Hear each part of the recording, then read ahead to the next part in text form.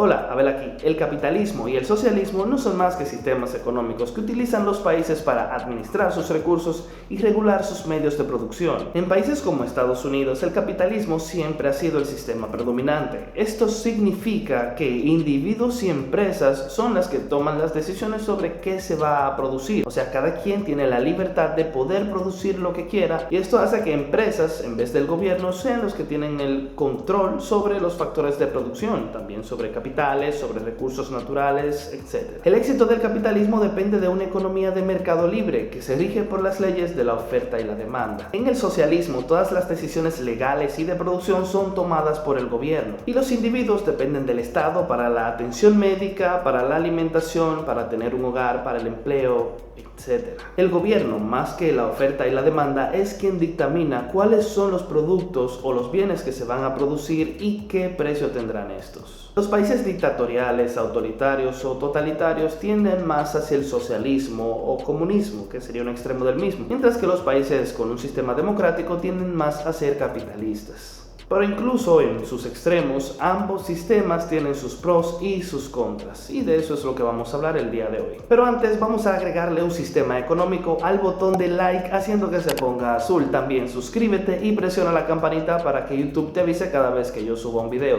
Compártelo con todos tus amigos. Muchísimas gracias, y ahora sí que sí, vamos con el video. En los países capitalistas, el gobierno desempeña un papel mínimo en lo que se va a producir, cómo se va a producir y cuándo se va a producir. Todas estas son decisiones de las grandes compañías que llegan a llenar las necesidades del pueblo. Estas compañías se basan en las demandas del país para poder surtir la oferta, y es por eso que cuando vemos que hay un espacio vacío, muchas compañías se lanzan a querer llenarlo. Un buen ejemplo de esto son compañías como Zoom, que había un gran hueco en el espacio de las videollamadas. Vimos que ahora las videollamadas se hicieron más populares que nunca, y esto hizo que compañías como Facebook, compañías como Microsoft, Apple, Google lanzaran todos una mejora en los sistemas que ya tenían existentes para poder acaparar este mercado. Un mercado naciente que tenía pocas compañías obtuvo de repente una gran inversión, y esto es precisamente por la oferta que tenía este sector. Uno de los problemas que puede tener el capitalismo es que para una de las situaciones como la que vivimos a principios de 2020, cuando el gobierno necesitaba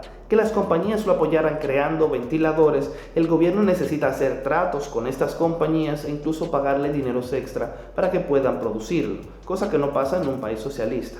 Pero si el gobierno juega un papel mínimo, ¿cómo se regulan los precios? Bueno, pues los precios se regulan automáticamente a través de la oferta y la demanda. Cuando una compañía logra tener un producto ganador, pues vemos que de una vez le surge la competencia.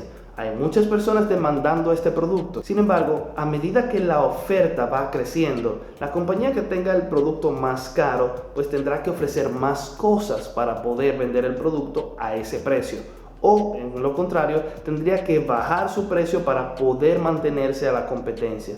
Y es por esto que vemos que cuando T-Mobile salió al mercado, pues compañías como AT&T y Verizon tuvieron que ajustar sus precios y también tuvieron que ajustar sus planes para poder ir en la competencia con T-Mobile. Es por esto que el mercado automáticamente hace ajustes de precio a medida que salga más oferta para la demanda que haya. Esta misma ley también es la que controla el valor de los mercados bursátiles, por ejemplo las acciones, los bonos, las materias primas y el mercado de divisas. Todo esto se rige por la ley de oferta y demanda. En la obra fundamental de Adam Smith, donde investiga cuáles son las causas de las riquezas de los países, indica que el capitalismo tiende al crecimiento debido a que cada individuo no tiene un tope, no tiene un límite para crecer. Y es por eso que en Estados Unidos vemos personas con fortunas de hasta 200 billones de dólares, como lo es Jeff Bezos. Cada persona trabaja por su interés propio. Esto hace que el individuo o la compañía quiera ser más eficiente, quiera ser más efectivo, quiera hacer mejores productos, quiera aumentar la velocidad a la cual puede ofrecerle los productos a sus clientes. Todas estas cosas podrían hacer que esta compañía individual crezca en valor, crezca en precio y aumente grandemente todos sus ingresos. El hecho de tener varias compañías así hace que el Producto Interno Bruto crezca a un paso muchísimo más acelerado, y este número pues es uno de los factores tomados en cuenta para medir la riqueza de un país. En este caso, el gobierno solamente funge la función de un árbitro. Él está simplemente ahí para que todos puedan jugar el mismo juego de una manera justa, tratando de evitar que se den lo que son los monopolios dentro de un sector específico de la economía. En el socialismo, por otro lado, tienes un techo muy bajito que podría chocar. No puedes generar demasiado dinero, no puedes tener una empresa que crezca más que las otras, mientras en el otro aspecto tengan personas muy pobres que no tengan dinero ni siquiera para comer. Y es por esto que las personas dentro del socialismo no pueden hacer tanto. Las grandes decisiones son tomadas por el gobierno y no siempre puedas llenar la demanda que tiene el pueblo. Se basan más en darle al pueblo lo que quizás pueda necesitar o lo que el gobierno entiende que pueda necesitar y no lo que el pueblo quiera. Los que defienden el socialismo dicen que con el socialismo existe menos desigualdad económica. Los bienes y las riquezas están mejor repartidas alrededor de todo el país que con el capitalismo. Como sabemos, el socialismo es más pensamiento de la izquierda, mientras que el capitalismo es más pensamiento de la derecha. Pero ninguno de los dos en la actualidad y en el mundo que vivimos se practica a plenitud. En las diferencias claves está que el capitalismo incita a las personas y a las compañías a trabajar más duro, debido a que su recompensa es directamente proporcional al esfuerzo que pongan en el trabajo. O sea, ellos van a crecer hasta donde puedan crecer, no necesariamente hasta donde un gobierno los limite a crecer. Estos mismos se enfocan por sí mismos en crear un mejor producto, quizás un producto más económico o quizás un producto con mejores beneficios para poder entregárselo al consumidor final. Siempre se están moviendo de un lugar a otro, haciendo que el crecimiento de la economía sea más dinámico. No están estancados, porque tan pronto la demanda se mueva a otro sector, pues también los sectores de producción se mueven al mismo sector que la demanda necesita. Es por esto mismo que estamos viendo que las grandes compañías de autos actualmente están preparándose para producir vehículos eléctricos, porque están viendo que el crecimiento en la demanda de vehículos eléctricos está creciendo. La oferta también se estará moviendo hacia los vehículos eléctricos. Igual pasará con los paneles solares y así. Mientras mayor competencia tengamos en estos sectores, pues los precios o los beneficios de este producto irán mejorando con el tiempo. Y es por esto que la mano invisible del mercado libre es quien ajusta los precios y la calidad de los productos. Una de las desventajas más grandes que podría tener el capitalismo es la desigualdad económica, debido a que hay personas que se esfuerzan más que otras, como lo veríamos en cualquier parte del mundo, y estas personas que se esfuerzan más tendrán muchísimo más riqueza. Otras personas que quizá no tienen el mismo esfuerzo, pues podrían caer en la extrema pobreza.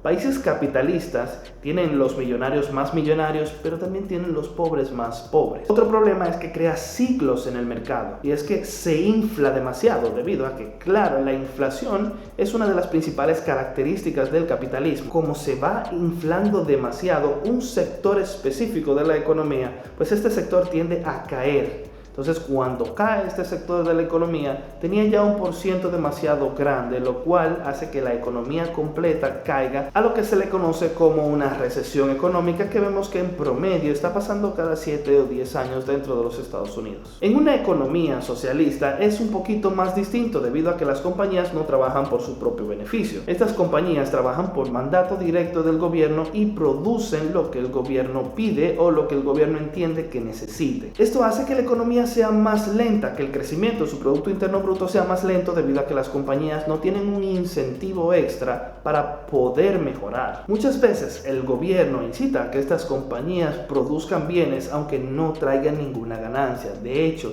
a veces pasa que producen los bienes aunque estos traigan pérdidas, simplemente porque eso es lo que el gobierno necesita. La economía socialista puede ser un poquito más eficiente en algunos aspectos, debido a que no pueden producir todo lo que quieran, lo cual hace que las compañías inviertan menos dinero en marketing, debido a que no tienen necesariamente el derecho de hacer lo que quieran. El capitalismo y el socialismo no son sistemas políticos, son sistemas económicos. Si bien es cierto que el capitalismo está más atado a la democracia y el socialismo está más atado a lo que son los gobiernos autoritarios, no necesariamente la palabra socialista debe de ser igual a dictadura o a autoritarios, como tampoco la palabra democracia debe de ser asociada al capitalismo. Aunque también hay que tener en cuenta que no existe un país totalmente capitalista ni un país totalmente socialista. En Estados Unidos podemos ver programas como la seguridad social, como Medicaid o Medicare, también vemos asistencias para las universidades.